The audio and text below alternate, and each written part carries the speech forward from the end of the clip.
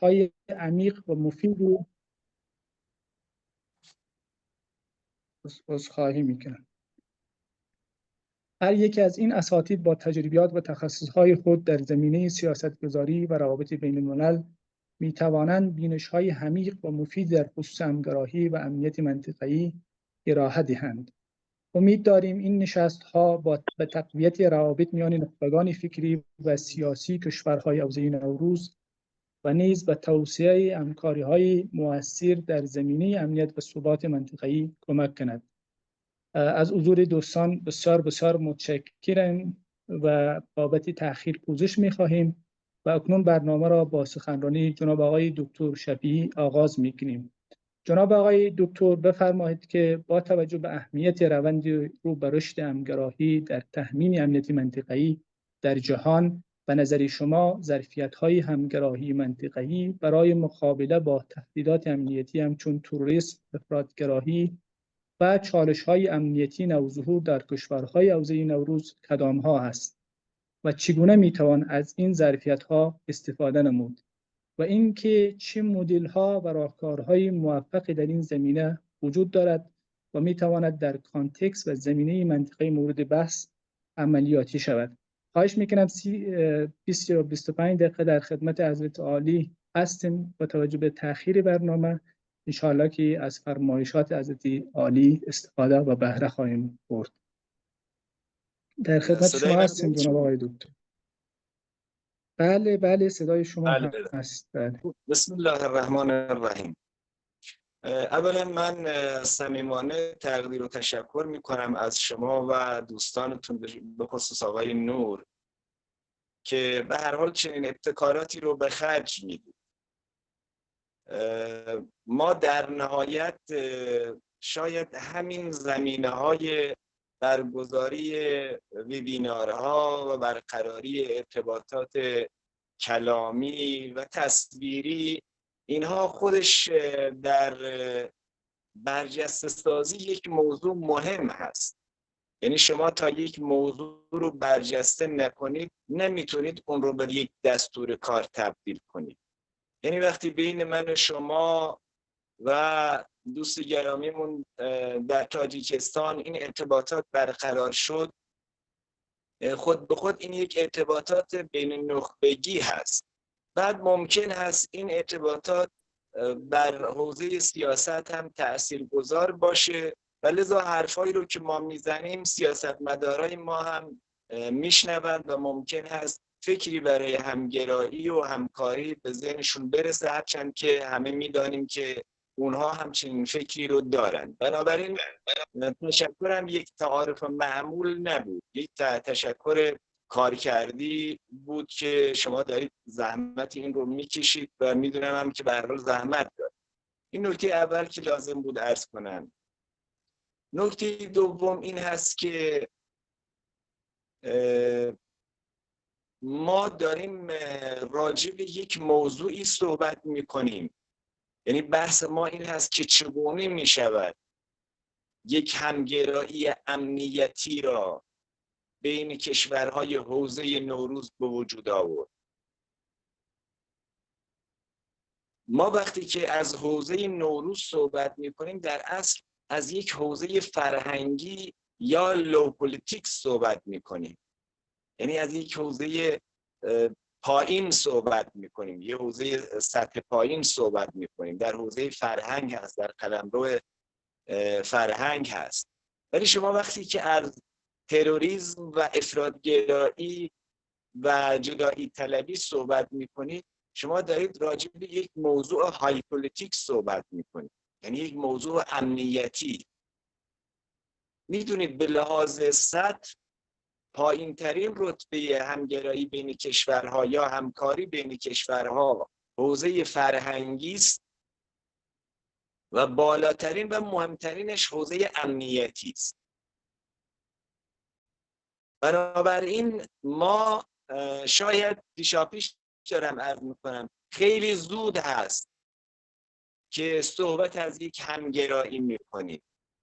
تازه همگرایی رو ما باید تعریف کنیم. وقتی شما تعریف رسمی همگرایی این هست که وقتی دو یا چند واحد ملی بخشی از وفاداری‌های خودشون رو به یک هویت فراملی اختصاص میدن، اون زمان در حقیقت همگرایی اتفاق میفته. مثلا شما الان ما همه عضو اکویم، وقتی کشورهای ما میان بخشی از وفاداری‌های ملی رو میدن به یه نهاد فرامنطقه‌ای به نام اکو، این همگرایی اتفاق میفته.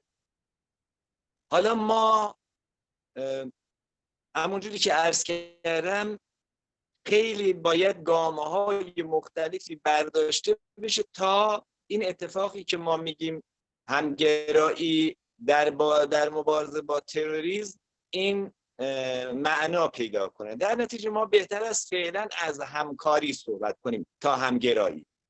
خب این برای ورود به بحثم بود که شاید زود هنگام هم این موضوع رو مطرح کردم.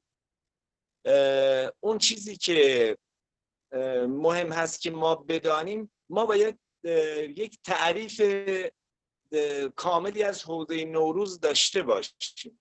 نمیخوام برگردم به بحث‌های سنتی، ولی خب ناچارن به بخشی از اونها هم باید اشاره بشه. برای اینکه اون پاسخ به اون سوال شما داده بشه دارم عرض میکنم. شما نوروز رو گاهی اوقات به لحاظ مکانی تعریف میکنید. میگید آقا 5 تا کشور، 16 تا کشور، بیشتر یا کمتر کشورهایی هستند که مراسم نوروز در اونها اجرا میشود. خب این میشه تعریف جغرافیایی یا یک تعریف مکانی. گاهی اوقات نوروز رو از منظر زمانی تعریف میکنید. میگید آقا از اول فروردین تا چند روز که بگذره میشه نوروز، اینم به لحاظ زمانی. ولی گاهی اوقات شما به معنای یعنی در یک تعریف فضایی ازش ارائه میدید. وقتی تعریف فضایی ارائه میدید یک مرتبه خیلی از کشورهای دیگه در سطح جهان رو در بر میگیره. شما میدونید که نوروز به عنوان یک میراث غیر مادی در یونسکو ثبت شده. مجمع عمومی سازمان ملل روز جهانی نوروز رو جشن میگیره. به هر حال پدیده نوروز در ذهن خیلی از افرادی که فراتر از قلمرو جغرافیایی و حتی مکانی و حتی زمانی نوروز هست وجود داره. حالا سوال، من این بحث رو به این دلیل مطرح کردم که ما بنا به فرض که داریم از همگرایی صحبت میکنیم، همگرایی بین کدام یک از ابعاد نوروز؟ آیا همگرایی بین مکان نوروز هست، کشورهایی که نوروز در اونا برگزار میشه، یا حتی کشورهایی است که به هر حال اول فروردین رو چه حوزه نوروز باشه چه غیر نوروز باشه اونها به عنوان یک شروع زندگی جدید تعریف میکنن، یا حتی در سطح جهانی دستور بین الاذهانی یعنی پیام نوروز رو دریافت میکنن. پیام نوروز صلح هست، همدلی هست. هایی که ما در امروزه در جهان تحت عنوان امنیت و صلح صحبت میکنیم شاخصهاش در نوروز هست. حالا من به نظرم میاد ما وقتی که داریم از همگرایی در حوزه نوروز و بحث مبارزه با تروریسم، افراط‌گرایی و جدایی طلبی صحبت میکنیم، ما باید یک تعریف در ابتدای کار، یک تعریف مضیق، یعنی یک تعریف محدود از نوروز ارائه کنیم.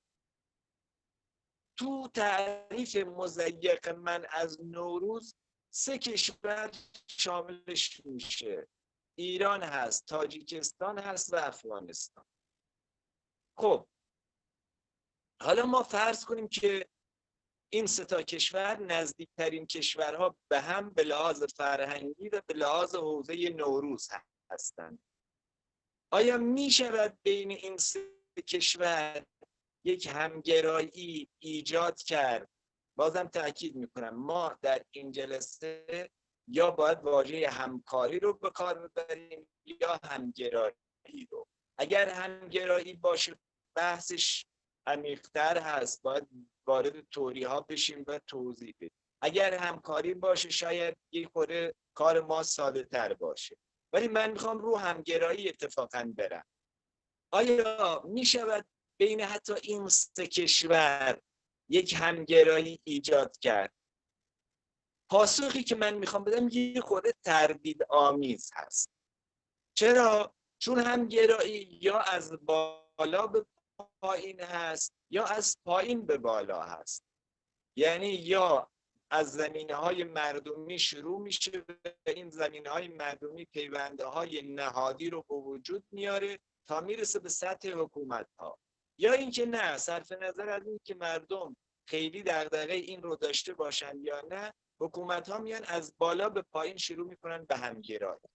من میخوام بگم واقعا من این رو در عمل دیدم بین مردم ایران، بین مردم تاجیکستان، بین مردم افغانستان، از همه گروه‌های قومی و اینا. نوروز یکی از مهمترین جلوه‌های همگرایی بین این مردم هست. یعنی یک روح جمعی رو بین مردم این سه کشور به وجود آورد. اما همگرایی فقط این نیست. نوروز میتونه یک زمینه مهمی برای همگرایی باشه، ولی اگرم باشه در گام اول همگرایی فرهنگی است. یعنی ما در ابتدا قبل از این که صحبت از تروریسم کنیم، قبل از این که صحبت از جدایی طلبی کنیم و ما برای ایجاد یک همگرایی در حوزه نوروز باید یک نهاد فرهنگی رو ایجاد کنیم. حالا اینم خودش خیلی بحث داره. ببینید ما وقتی از روح جمعی صحبت میکنیم یا حس ما بودن رو ازش صحبت میکنیم، یعنی وینس، حس با ما بودن، یعنی تاجیکستان، افغانستان، مردم ایران احساس کنن یک روحن، احساس کنن یک روح جمعی هست، احساس کنن یک نظام ارزشی مشترک دارن. این وینس هست. ولی اگر شما خواهید حالا روی این روح جمعی یه سازه‌ای برپا کنید، اون میشه مای عینی، یعنی اصطلاحاً میگن explicit وی، مای عینی. یعنی شما یه نهادی باید ایجاد کنید، این نهاد یک ساختارهایی داشته باشه ولی ریشش در نوروز باشد. ببینید ما میخوام در حقیقت در بین صحبت هم بحثای راهکارهایی رو میخوام مطرح کنم. بنابراین ما اگر قرار با تروریسم مقابله کنیم، اگر قرار با جدایی طلبی، با افراطگرایی مقابله کنیم، بر روی این حس ما بودن باید یک مای صریح یا یک ماه عینی، یعنی نهادی ایجاد بشود. بعد ببینید الان دامنه کشورها رو من محدود کردم، گفتم بین این سه کشور در گام اول. دو، حوزه موضوعی رو هم محدود کردم، گفتم ابتدا در حوزه فرهنگی. بعد اون چیزی که ما بهش میگیم تسری یا رامیفیکیشن، اون اتفاق بیفته. بچه یک لحظه عذرخواهی میکنم، یک لحظه، چون من میترسم این شارژ باتریم تمام بشه و کارمون رو دشوار کنه. خواهش میکنم آقای دکتر اگر امکانش هست عذرخواهی میکنم، صدای شما هم یه ذره ضعیف هست، اگر یه ذره نزدیکتر گوشی رو داشته باشید متشکر ممنون میشم. باشه، ولی قبل از اینکه صدای من ضعیف بشه یا نه،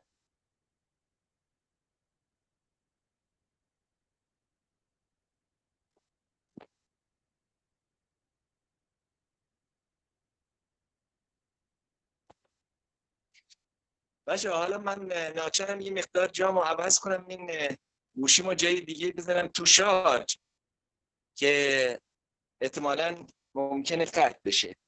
یک لحظه معذرت میخوام من خواهش میکنم آقای دکتر، خواهش میکنم. اینجا جایی رو من انجام بدم.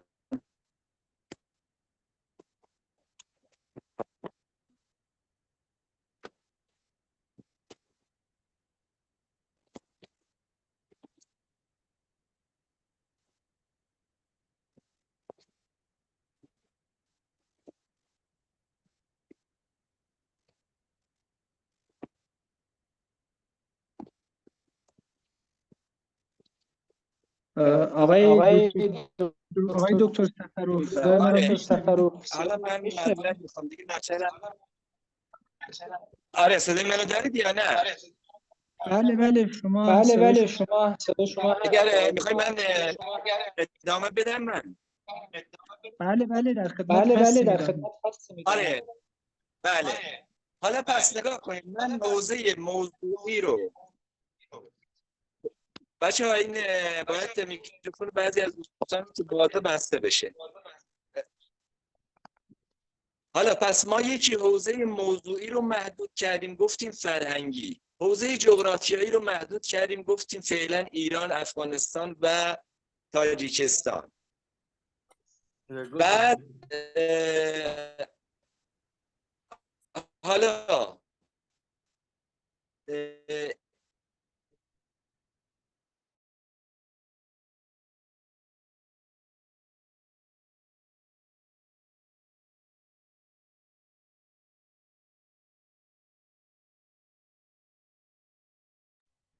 آقای دکتر صداتون رفت، صداتون رو ما نداریم.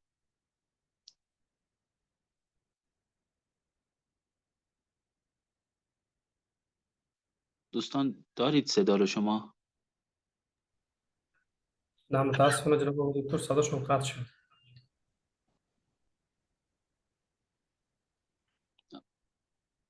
آقای دکتر صداتون رو نداریم، یک بار مایکتون رو باز و بسته بفرمایید.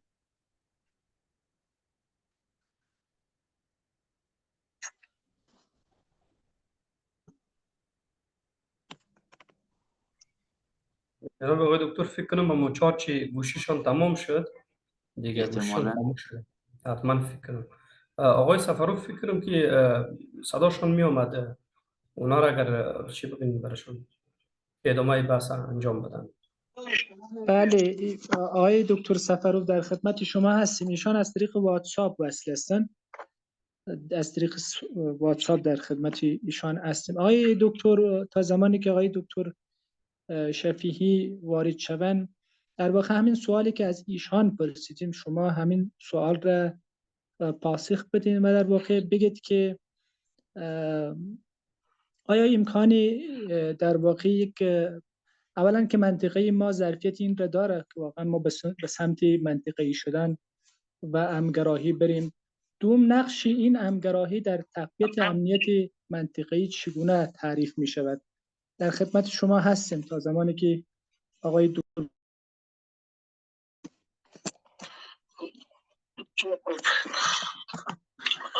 آواز من خوب می آید؟ بله آقای دکتر آوازتان خوب است. البته همگرایی در چند سمت در آسیای مرکزی به نظر می رسد. یک قسم همگرایی ما البته با کشورهای مشترک المنافع است که خیلی بیشتر است، خیلی دقیق است، خیلی مفید است. لیکن در سبب اون که در افغانستان چنین یک تحولات به وجود آمد، مشکلات برای ما خلق شد، چون که دیگر همون روند همگرایی خودش کنده شد.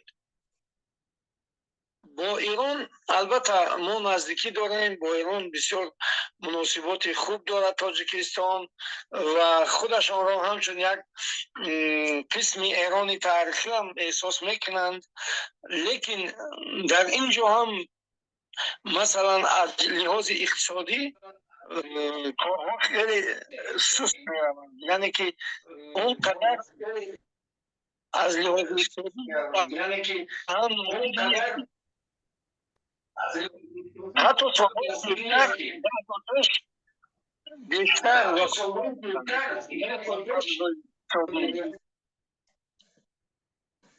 و استاد ببخشید آقای دکتر صداتون ایکو داره، شما هم صدای استاد را درست میشنوین یا خیر؟ آقای دکتر نظری اونجا توی اتاق شما 2-3 تا گوشی همزمان مایکشون باز هست، صدا به صورت رفلکس داره میاد از یه گوشی. خواهش میکنم بقیه گوشی ها مایکشون رو ببندن تو اتاق شما. آخه متشکرم. فقط 2 تا گوشی هست، به خاطر یکیش واتساپ هست، دیگه‌ش هم از طریق خب مگه وصل باشه دیگه برای این است. استاد بفرمایید که در خدمت شما هست. ادامه بدین استاد. دوام گیرم. بله ادامه بدین. برای همین مسئله همگرایی حالا در نزد ما و افغانستان و ایران نایستاده است. بیشتر ما یک منطقه هستیم و هم خیلی نزدیک هستیم از لحاظ فرهنگی، از لحاظ مذهبی، دینی، یعنی عمومی. از لحاظ زبانی که زبان فارسی ما را میپیوندد یا زبان دری یا تاجیکی هر چی که گوییم ما را میپیوندد و کار ما را خیلی آسان میکنند. میتوانیم که ما بسیار با سرعت بلند همگرایی اقتصادی را هم در راه مانیم و به همدیگر خیلی هم نزدیک شویم و به همدیگر کمک کنیم و این البته باز هم برد به سوی تأمین امنیت منطقوی. امنیت منطقوی مثلا یک زمان بود زمان احمدی نژاد در اون وقت می گفتند که همین امنیت تاجیکستان امنیت ما هم هست، ما هم چنین می گفتیم امنیت ایران امنیت ما هست و برای اون تلاش میکردیم که همه اون تحریم هایی که نسبت ایران هست اونها را ما از بین ببریم. این تلاش های زیادی تاجیکستان در این مسئله بود و برای افغانستان هم چون کوشش میکردیم و خیلی که کارشناسان میگویند پرزیدنت کشور ما سال نبوده است یک سخنرانی در سازمان ملل نداشته است که در آنجا مسئله افغانستان را بغیر از آن نگفته باشد. در همه حالت ما از افغانستان پشتیبانی میکردیم و از ایران هم پشتیبانی میکردیم، لیکن حالا به سبب تحولات انقلابی گوییم یا که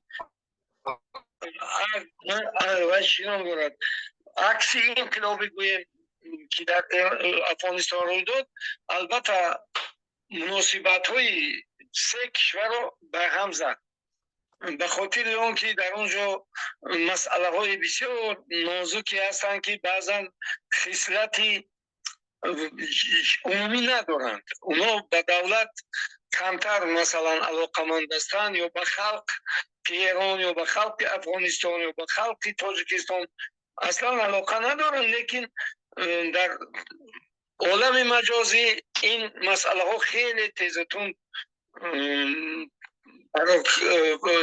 سخن پراکنی می شود.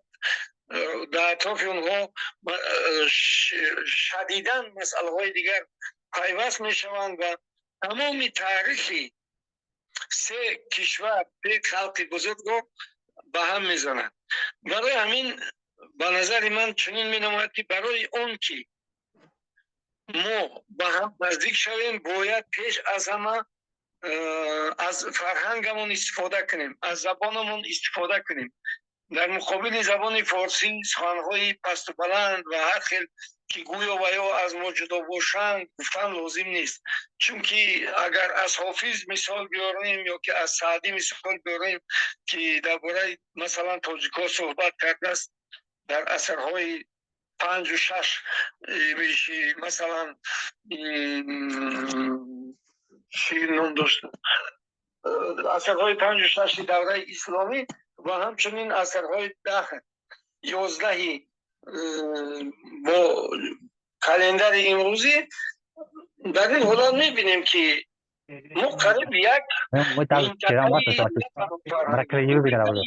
اداره کنی بدیم. از زمان جمهوریان که افغانستان هم در هیئت ملک بخارا بود، قسم ایران هم در اونجا داخل بود، ترکمنستان داخل بود، قزاقستان و قرقیزستان هم، ازبکستان خود از خود البته مرکزی همین حکومت های مثلا تاجیکی بود و با همین زمان سامانیان برای ما یک مثال یا یک نمونه روشنی همگرایی بسیار به هم نزدیک است که همه خلقا می توانستند در اون اشتراک کنند. مثلا پادشاه بخارا سامانی میرفت در هرات دم میگرفت، اونهایی که در کابلستان بودن اونها می آمدن در بخارا می خواندند، یا که استاد عبدالرحمن جاوی آمده در بخارا می خواند، اومد خیام در بخارا و سمرقند خوانده است. و با همین ما می بینیم که در همون زمان همین همگرایی علمی، فرهنگی و همگرایی مذهبی هم حتی بود، چون که میدونیم که از همدان ملک سعید علی همدانی آمده سالهای سال در پاکستان زندگی کرده است، بعد از اون به افغانستان آمده، از افغانستان کولوب آمده است و در کولوب گفته است مرا دفن کنید و با از خود آخر افغانستان یا اول پاکستان او رو گردانده، جنازه او رو آورده در کولوب دفن کرده. این همین طریق دیگر شیخ رئیس ابن سینا رفته در همدان وزیر کار کرد و همچون یک عالم بزرگ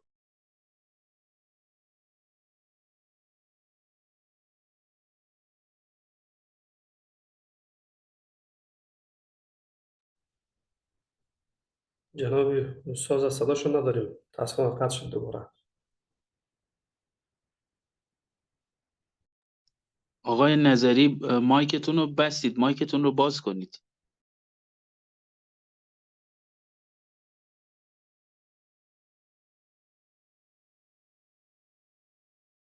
بین ملیت ها رو کم کردن لازم است، چون که حالا چنان بحث زیاد و بی‌معنی در اطراف مسئله های تاریخ در بین تاجیکان، هزاره ها، پشتوها، ازبک هست که حتی آدم حیران می شود که چگونه ما در یک زمان یک جا بودیم، با هم بودیم و امروز چرا این خیل شده است.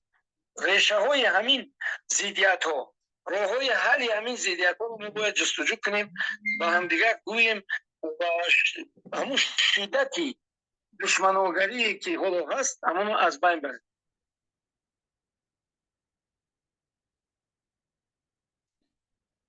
الو. بله صدا شما هست استاد، بفرمایید.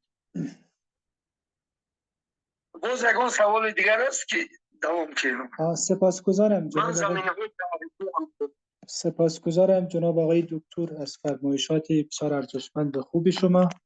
موارد و مسائل بسیار خوبی را اشاره کردین، مصداق‌های در واقع عینی از تاریخ آوردین و به موارد به گونه بسیار خوب اشاره کردین. انشاءالله سوالا را از دوستان میگیریم. آقای دکتر هاشم زادگان، آقای دکتر شفیع فرح تشریف دارن یا هنوز وصل نشدن؟ فکر میکنم هنوز نتونستن وصل بشن آقای دکتر شفیعی. اگر یک تماسی با ایشون بگیرید. من 2 تا گوشی دارم، هر دوش مصروف است. اگر امکانش هست شما یک تماس بگیرید یا پیام برشان بدید. خب اگر تا زمانی که آقای دکتر شفیع فرح تشریف میارن، دوستان اگر سوالی دارن یا بحثی دارن مطرح بفرمایند، در خدمت آقای دکتر سفروف هستیم.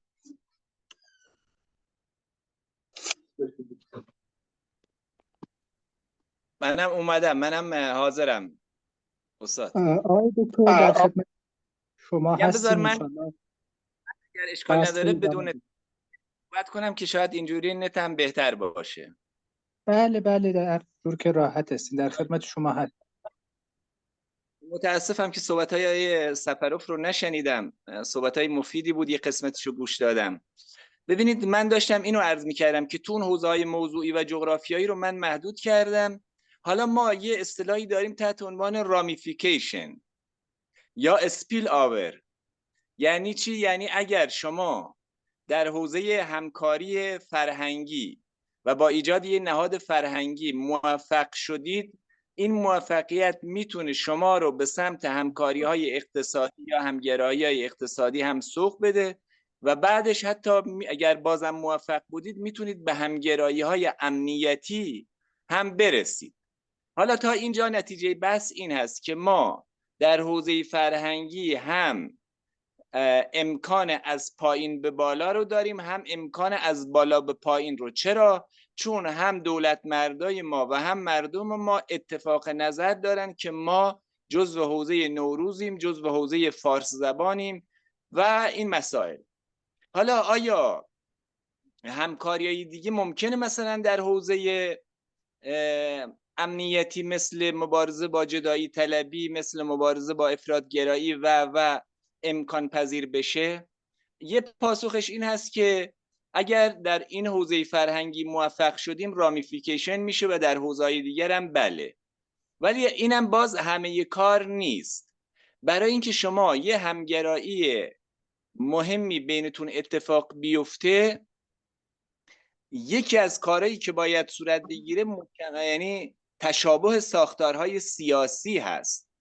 من میخوام بگم حتی در این حوزه این کشور هم ما چالش هایی داریم. یکیش تشابه ساختارهای سیاسی است، یعنی هرچی کشورها نوع نظام سیاسیشون به هم نزدیکتر باشه امکان همگرایی بینشون بیشتر هست. ما الان یه تاجیکستان سکولار رو داریم، یه ایران مذهبی شیعی رو داریم و یک افغانستان با حاکمیت طالبان اهل سنت افراطی رو داریم.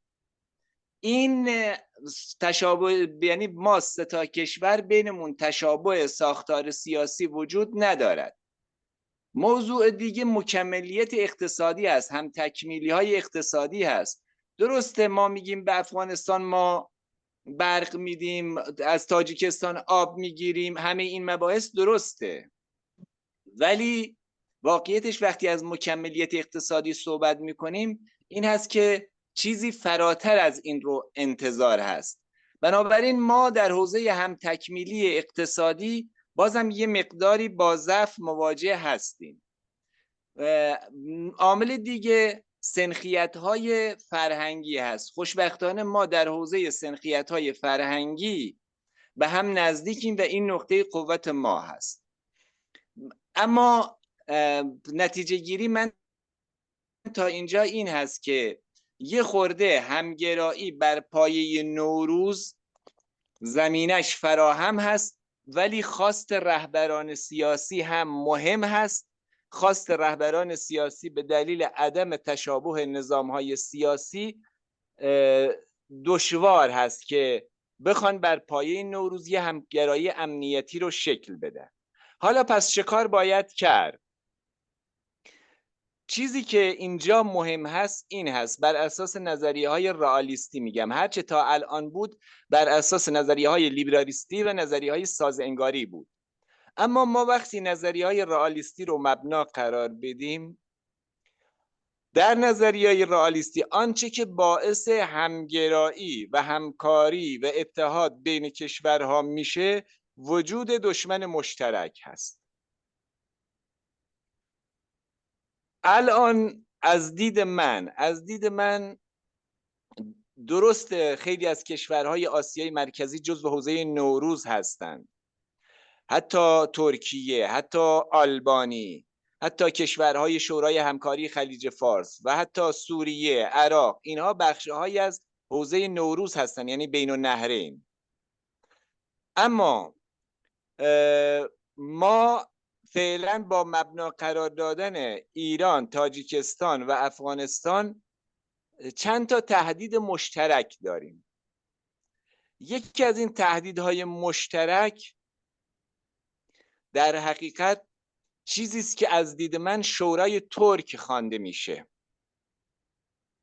یعنی الان کشورهای ترک زبان با محوریت ترکیه دقیقاً دارن حوزه این سه کشور نوروز رو محاصره میکنن. شما الان به اختلاف تاجیکستان و قرقیزستان توجه کنید، به اختلاف عرشبت تاجیکستان و ازبکستان توجه کنید و البته که بین ماها با افغانستان یعنی به خصوص طالبان فعلا مشکلاتی هست، ولی من میخوام بگم عملا یک تهدید مشترک، نمیخوام این رو واقعا برجسته کنم، اصلا نیت شورای ترک این نیست، ولی در نظریه های رئالیستی به بدبینانه ترین حالت ها فکر میکنن. بنابراین این یک مسئله هست که الان ما وقتی تاجیکستان و قرقیزستان درگیر میشه و بعد ترکیه حمایت میکنه قرقیزستان رو، تاجیکستان انتظار داره چه کشورهایی ازش حمایت کنه؟ اولین جایی که فکر میکنه ایران هست و افغانستان. بنابراین وجود یک تهدید مشترک الان میتونه فعلا تاجیکستان، افغانستان و ایران رو به هم نزدیک کنه. این یه مقوله. تو مقوله افراط‌گرایی متاسفانه فقط تاجیکستان و ایران هست که میتونه به هم نزدیک بشه، چون خیلی مهم هست که شما بدانید منظور از افراط‌گرایی چیست. یعنی اگر بین کشورهایی که میخوان یه همگرایی رو شکل بدن، اگر یک تعریف واحدی از مفاهیم و مصادیق اون مفاهیم نداشته باشند، همکاری و همگرایی بینشون دشوار هست. ما نمیتونیم فرض کن کشور ما ایران رو میگم، ما بیایم از جریانهای مثلا رادیکال در تاجیکستان حمایت کنیم، بعد به تاجیکستان گوش کردی جانم با من نیست. لطفاً مایک‌ها رو ببندید. نه استاد شما ادامه بدین. آره این میکروفون ببندید که بتونیم صحبت‌ها رو داشته باشیم. هرچند ما نمیتونیم فرض کن من انتظار داشته باشم دولت تاجیکستان بام همگرایی داشته باشه در مقابل رادیکالیسم، بعد خودم از رادیکالیسم تو تاجیکستان حمایت کنم. این ما باید، بنابراین من این چیزها رو اصولی دارم میگم، من هر حرفی که اینجا میزنم به لحاظ منطقی دارم اینها رو ارزیابی میکنم. برای من یا مثلا این بحث شورای ترکی میگم، اتفاقا من نگام این است که ترک‌ها یک پایه دقیقی از این همگرایی حوزه نوروز میتونن باشن و اتفاقا اگر ما روی مشترکاتمون تأکید کنیم هیچ احساس تهدیدی نسبت به همدیگه نخواهیم داشت. ولی من بنا به فرض دارم اینو عرض میکنم. لذا الان حالا پس اگر ما یه سه کشور که من اومدم متمرکز شدم روش، ما باید به یک تعریف واحدی از افراط‌گرایی، تعریف واحدی از تروریسم، تعریف واحدی از جدایی طلبی برسیم. جدایی طلبی ما میتونیم به تعریف واحد برسیم چون امروز جهان با جدایی طلبی مخالف هست. شما نگاه کنید در اسپانیا اون ایالت کاتالونیا اومد رأی گیری کرد، رأی به استقلال داد، ولی هیچ جای جهان اون رو نپذیرفت. بنابراین جهان کمتر به دنبال تجزیه هست. البته یادمون نره این در روابط با کشورهای دشمن فرق داره. ممکن هست یک کشوری مثل آمریکا تمایل داشته باشه ایران رو یا چین رو یا افغانستان رو یا پاکستان رو، اینها رو به سمت تجزیه طلبی پیش ببره. این قضیهش فرق داره که یک منطقه‌ای بخواد از طریق رأیگیری جدایی یا مبارزه مسلحانه نوعی جدایی طلبی داشته باشه، چون اگر این باب شد در تمامی کشورهای جهان منهای 3-4 کشور، یعنی از این 200 خورده کشور جهان منهای 3-4 کشورش زمینه‌های جدایی طلبی درشون وجود داره. بنابراین ما نکته اولی که ما میتونیم روش تفاهم داشته باشیم این است که با هر گرایش تجزیه طلبانه‌ای به هر بهانه‌ای مخالفت کنیم و در کنار هم قرار بگیریم. 2. راجع به تروریسم، شاخصهای تروریسم رو تعریف کنیم. مثلا ممکن است الان تاجیکستان، ایران و خود طالبان راجع به این که داعش یه گروه تروریستی هست و امنیت این کشورها رو تهدید میکنه بتونن دربارش به یک اجماعی برسن و با هم همکاری کنن. ولی راجع به افراط‌گرایی ما ممکنه به جایی نرسیم. مثلا ممکنه اصلا از دید ایران و تاجیکستان طالبان یه گروه افراط‌گرا باشه، یا از دید تاجیکستان هم ایران هم طالبان یک جریان‌های افراط‌گرا باشن. این مقوله رو ما روش به حساب یه کمی دشواری داریم. در نهایت میخوام جمع‌بندی کنم، ما درباره مقولاتی میتوانیم همکاری و همگرایی داشته باشیم در حوزه امنیتی که تعریف واحدی از اون موضوع و مصداقهای اون موضوع داشته باشیم. این نکته جنبندی اولم. نکته اول.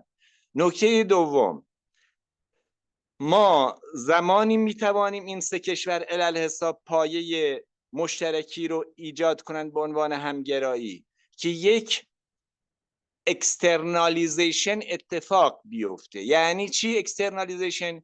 یعنی وقتی کشورهای یه مجموعه از کشورها احساس میکنن که یک همگرایی هایی در اطرافشون داره شکل میگیره که این کشورها نمیتونن عضو اون همگرایی بشن، یا اون همگرایی اصلا این کشورها رو به عضویت نمیپذیره، در این صورت اینها در رقابت با اون همگرایی های منطقه‌ای دیگه به سمت همکاری با یکدیگر پیش خواهند رفت. در اینجا من شورای ترک به طور مشخص مد نظرم هست که اگر قرار اون کشورها به سمت همگرایی حرکت کنند و ماها رو در اون همگرایی شریک نکنند و بعد تعریفشون از غیر، یعنی از دیگری، ما باشیم، این کشورهای فارس زبان باشه، اینجا ما ناچاریم به سمت همگرایی با هم حرکت کنیم.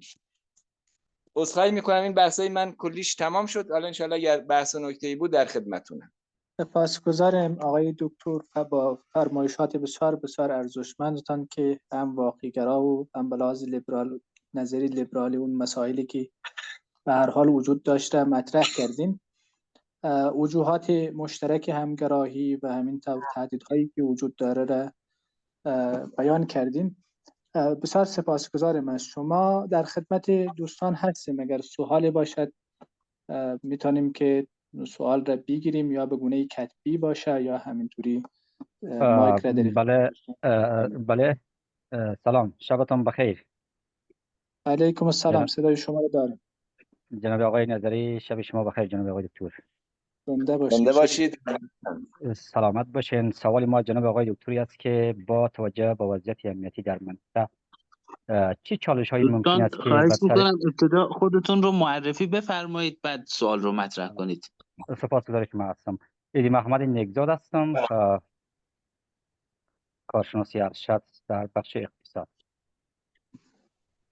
بفرمایید آقای نیکزادی گرامی، در خدمت شما هستم. سپاسگزار شما هستم که با ما وقت داشتین. سوال ما جناب آقای دکتر ای بود که با توجه به وضعیت امنیتی در منطقه از چه چالش هایی ممکن است که با سر راه همکاری سه جانبه وجود داشته باشد، از جمله افغانستان و ایران و تاجیکستان، و چگونه میتوانیم این چالش ها را مدیریت کنیم؟ سپاسگزارم جناب آقای نیکزادی گرامی. خواهش میکنم. سلامت باشید. آقای دکتر به سوال میپردازین یا بله تشکر میکنم از آقای نیکزاد که حالا به مباحث توجه کردن و سوالشون هم یه سوال منطقی هست. ببینید چون سوال کلی بود، گفت با توجه به تحولات منطقه، الان وقتی در ایران بلافاصله بحث غزه، بحث لبنان و اینها مطرح است،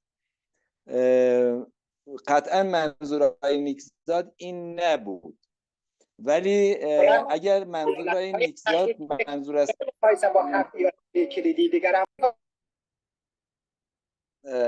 اگر منظور آقای نیکزاد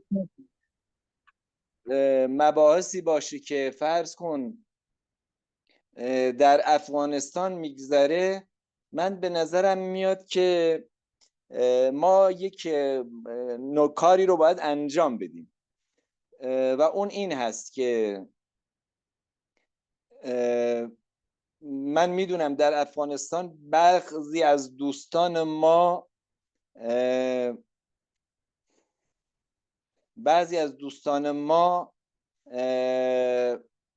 یعنی به عبارت دیگه من میخوام بگم الان اون چالشی که ما برای همگرایی باش مواجه هستیم، همکاری باش مواجه هستیم، بلا تکلیف بودن دولت در افغانستان هست. یعنی ما چون دولت در افغانستان نداریم، یا باید طالبان رو به عنوان دولت قبول کنیم و با اون وارد همکاری هایی بشیم، و یا اگر اون رو به عنوان دولت افغانستان قلمداد نکنیم، بدون تردید اون مثلثی که من گفتم نه تنها یک ضلعش از بین میره، بلکه عملا خودش یه چالش در حوزه روابط کشورهای نوروز تبدیل میشه. ما دو سه تا کار باید اتفاق بیفته. یکی، طالبان اگر قرار هست فعلا در قدرت باشد، باید در این که در حوزه نوروز قرار داره این رو به عنوان یک فرصت قلمداد کنه و اتفاقا از کشورهای حوزه نوروز انتظار داشته باشید که حکومتش رو کمک کنه. طبیعی است برای اینکه طالبان کشورهای حوزه نوروز به حکومت طالبان کمک کنند، کشورهای نوروز حوزه نوروز انتظار دارن طالبان در داخل انعطاف‌هایی رو به خرج بدن. ما نمی‌شود طالبان با مظاهر نوروز مخالفت بورزند بعد انتظار داشته باشند کشورهای نوروز آنها را کمک کنند. طالبان باید نوروز بودن در کنار راه پشتونوالی که داره، همین این چیزها که هست، واقعیت جامعه افغانستان بپذیرد و در این حال بپذیرد که این حوزه میتواند یک حوزه همگرایی بین افغانستان و خیلی از کشورهای دیگه باشه. این برای طالبان یه فرصت هست، ولی این یک پیش شرط دیگه هم دارد. علاوه بر پذیرش نوروز یک پیش شرط دیگه هم دارد. اون هم این هست، درسته من خودم یه فردی هستم که با مداخله کشورها در امور داخلی همدیگه مخالفم، ولی گاهی اوقات یک کشور در همسایگی شما قرار داره که تحولات اون کشور اجتناب ناپذیر روی شما هم تأثیر میذاره. مثلا ما بی‌ثباتی‌های افغانستان روی ایران تأثیر میذاره، روی تاجیکستان تأثیر میذاره. بی‌ثباتی‌های ایران هم اگر درش ایجاد بشه روی افغانستان تأثیر میذاره، روی همسایه‌هاش تأثیر. بنابراین من میگم که ما برای اینکه یک افغانستان باثبات ایجاد بشه،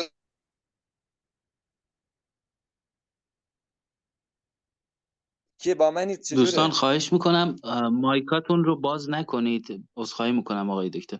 دوستان خواهش میکنم مایکاتون رو باز نکنید، سخن آقای دکتر منعقد بشه. متشکرم. صحبتم الان داره تمام میشه. من میخوام بگم که در هر حال چون بی‌ثباتی‌های افغانستان سرریز میشه به کشورهای دیگه، طالبان اگر به سمت یک تشکیل یک دولت فراگیر حرکت کنند، چون من معتقد هستم که فقط در پرتو یک دولت فراگیر هست که ما میتونیم یه افغانستان باثبات داشته باشیم. اینو به این دلیل عرض میکنم که در حوزه این سه کشوری که مرکز اصلیت نوروز هست، وقتی یکیش بی‌ثبات باشه، شما فرصت نمی کنید روی اون پایه های مشترک یک همگرایی رو شکل بدید. مگر اینکه ما بگیم آقا علالحساب افغانستان به کنار تا تکلیفش مشخص بشه، ایران و تاجیکستان یک محور همکاری‌های فرهنگی و امنیتی رو شکل بدن تا به تدریج که در افغانستان ثباتی حاصل شد، افغانستان هم به این محور بپیونده. عذرخواهی میکنم، در خدمتتونم. سپاسگزارم آقای دکتر از فرمایشات بسیار عالی. دوستان اگر سوالی دارن بفرمایید مطرح کنن. اگر خانم عابدی در خدمت دستشون رو بالا آوردن. آقای نظری، خانم عابدی انگار سوال دارن. خانم عابدی در خدمت شما هستیم. اگر سوالی دارین مطرح فرمایید. سلام، وقت شما بخیر. سپاسگزارم نظری صاحب از اینکه به من فرصت سوال دادین و از اینکه لینک شریک ساختین. سلام به جناب دکتر صاحب و هم اعضای گروه. واقعا بحث‌های خیلی عالی داشتن، خصوصا دکتر صاحب بحث از لحاظ ریالیستیک فقط سوال من بود که دکتر صاحب با توجه به گذشته که 3 دهه یا 4 دهه گذشته افغانستان و روابطش با ایران و تاجیکستان، ما عملا میبینیم که در نقش گروه های افراطی عملا یکی از کشورها دخیل بوده. مثلا جدا از اینکه چی حکومت در افغانستان حاکم بوده، به نحو به لحاظ مسائل ژئوپلیتیکی کشور ایران در قضیه افغانستانی یا به نحو یکی از مخالفین حمایت کرده و تاجیکستان هم تا جایی.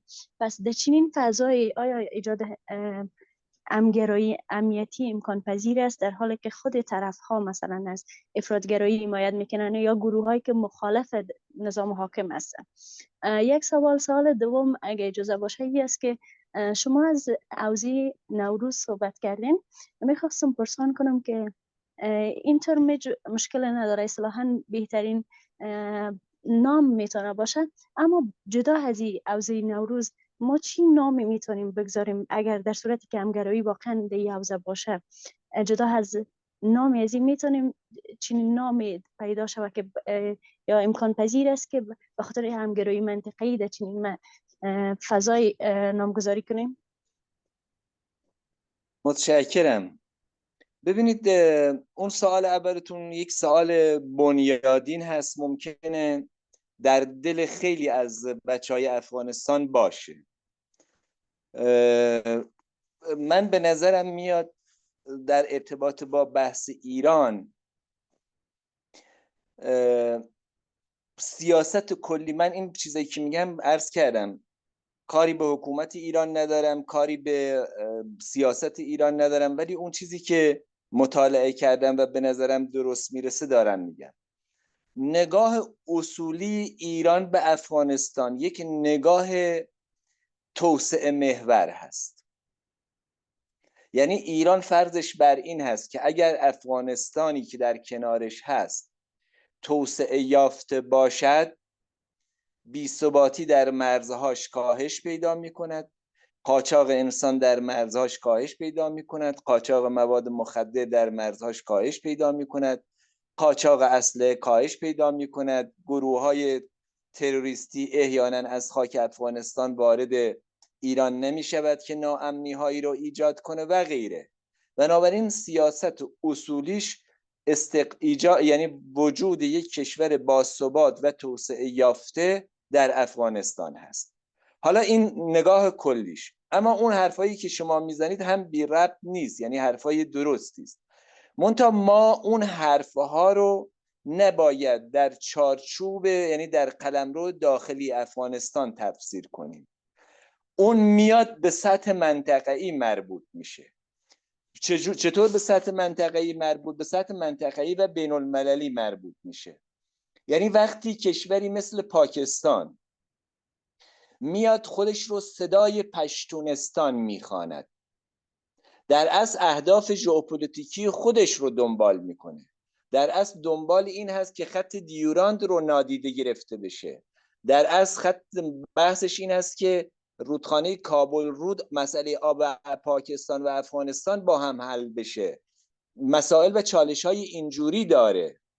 منتها این چالش ها رو میدونه که با استقرار یک حکومت مرکزی در افغانستان ممکن هست بحث خط دیوراند مطرح بشود، کما اینکه شما میبینید این روزها هم مطرح میشود.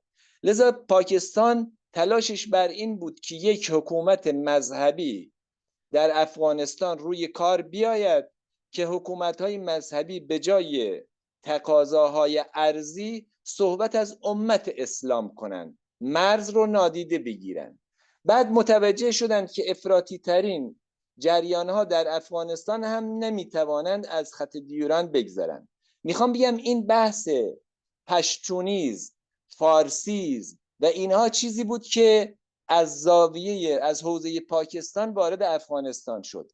وقتی اینطور میشود در اصل رقابت‌های منطقه‌ای وارد افغانستان میشود.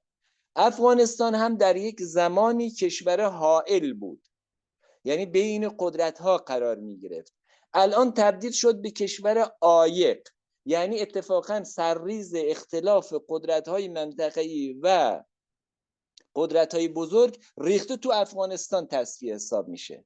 پس من به عنوان یه فرد مطلع دارم عرض میکنم در زمان تجاوز شوروی به افغانستان ایران تمام گروه‌های بر اساس دیدگاهی که داشت، تمام به عنوان نهضت آزادی بخش و به عنوان کشور مسلمان که در همسایگیش قرار داره، برای ایران کشور مسلمانی که در همسایگیش قرار داره اگر یک قدرت خارجی بهش تجاوز کنه وظیفه خودش میدونه که با خواست اون ملت اگر بخوان اونا بخوان همکاری کنه.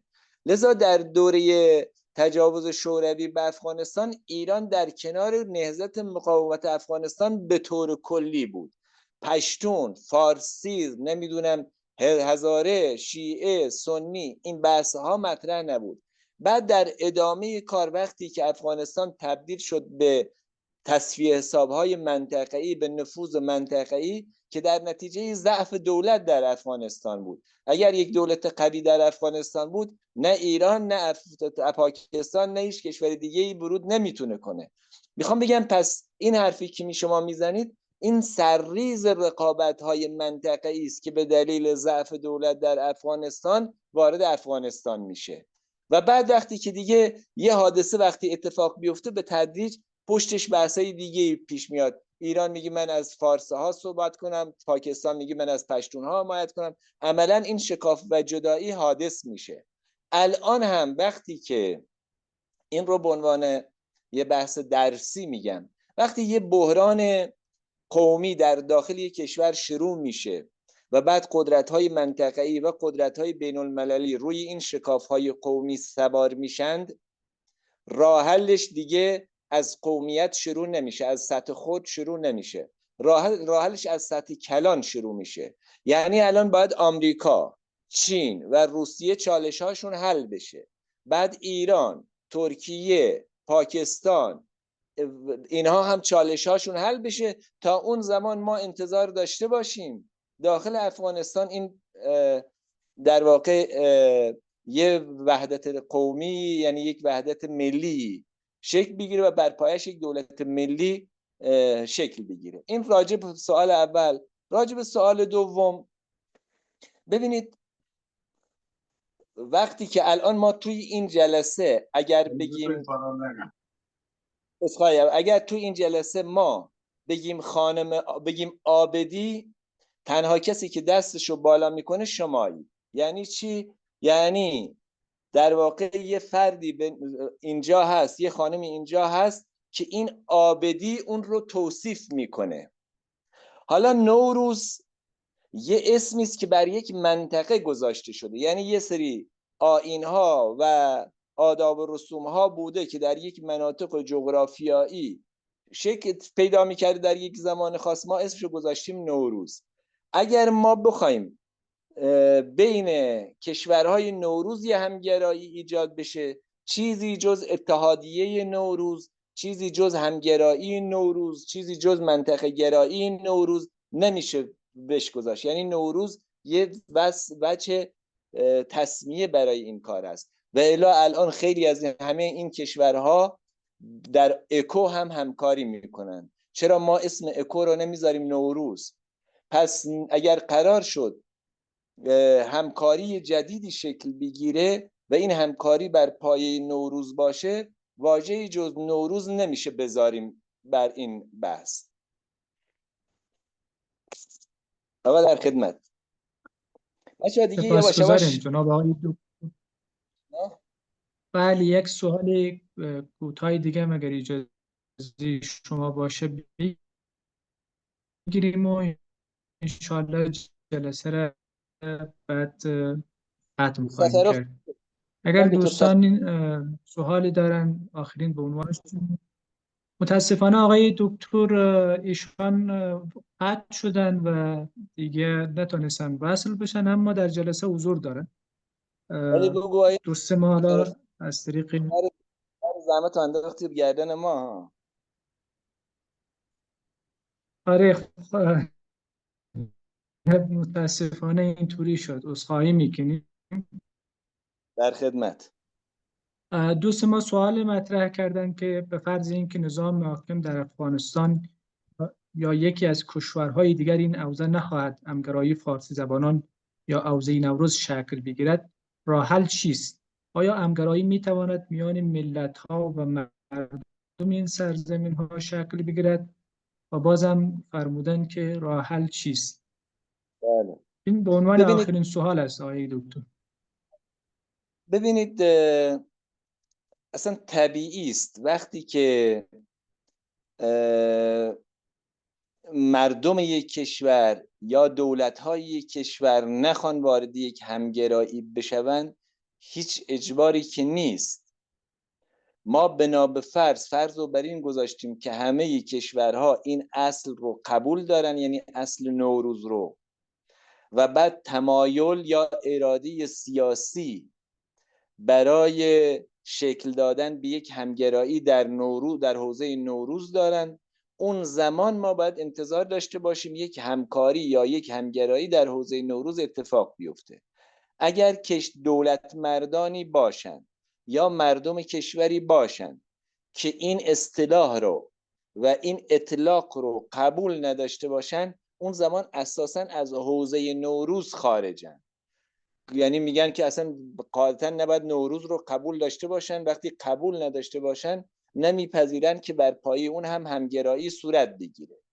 گاهی اوقات هم اینجور هست که یک کشور ممکنه بگه آقا من جزو حوزه نوروز هستم، آیین‌ها و آداب و رسوم و همه چیزای نوروز رو میپذیرم، منتها میخوام این فقط در سطح زندگی شخصیمون باشه و لازم نیست که الزاماً روی این مقوله یک پدیده همکاری بخواد صورت بگیره. اونم یه بحثه. در هر حال میخوام بگم همگرایی مبتنی بر رضایت کشور هاست. اگر کشوری یا مردمی تمایل به ورود به یک اتحادیه رو یا تمایل به ورود به یک حوزه رو نداشته باشه، اون کشور خارج از اون حلقه باقی میمونه، ولی ممکنه سایر کشورهای دیگه تمایل به این کار داشته باشن. توی اروپا با اینکه همه مسیحی بودند، یک کلوپ مسیحی هستن، خیلی از کشورها وارد اتحادیه اروپا نشدن. یا ممکنه در خیلی جاهای دیگه استثناءهایی برای ورود وجود داشته باشه. بنابراین هیچ اجباری نیست. همگرایی و همکاری اولین پایش رضایت و احساس منفعت از همکاری هست. سپاسگزاریم جناب آقای دکتر از شما. واقعا فرموده های بسیار عالی و ارزشمندی ارائه فرمودین که استفاده کردیم و همینطور از جناب آقای دکتر سفروف که ایشان متاسفانه مشکلات تکنیکی پیش آمد و درست‌تر از ایشان استفاده می کردیم. به هر حال از فرموده های ایشان هم مستفید شدیم و همینطور از دوستان و سرورانی که تشریف آوردن به سلسله نشست‌های گفتمان همگرایی منطقی. انشاءالله در جلساتی بعد با متخصصین در واقع منطقه در خدمت دوستان هستیم. جلسه هر 20 روز برگزار می شود. انشاءالله که بتوانیم از فرمایشات اساتید ارشد منطقه استفاده کنیم. بازم مجددا از شما عذرخواهی میکنم بابت به تأخیر بودن برگزار شدن جلسه و همینطور از اساتید گرامی بابت در واقع به تأخیر افتادن برنامه و همینطور بیش از حد ادامه یافتن برنامه. سپاسگزار همه شما هستم. شب شما بخیر باشه. متشکر. من فقط یه نکته رو بگم. بازم تشکر میکنم از شما و جناب خواهش میکنم.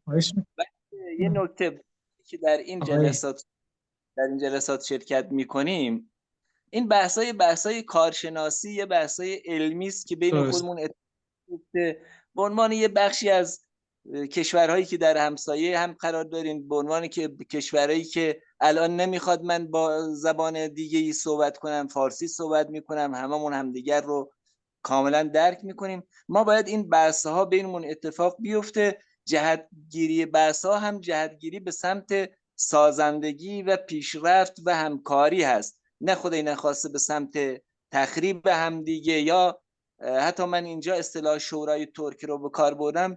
من تاکید میکنم که کشورهای آسیای مرکزی، سایر کشورهایی که باز در حوزه ترک زبانن، اتفاقا اینها به دلیل پیشینه‌های مشترک میتونن خیلی دوست همدیگه باشن، با هم همکاری داشته باشن، با هم همگرایی داشته باشن.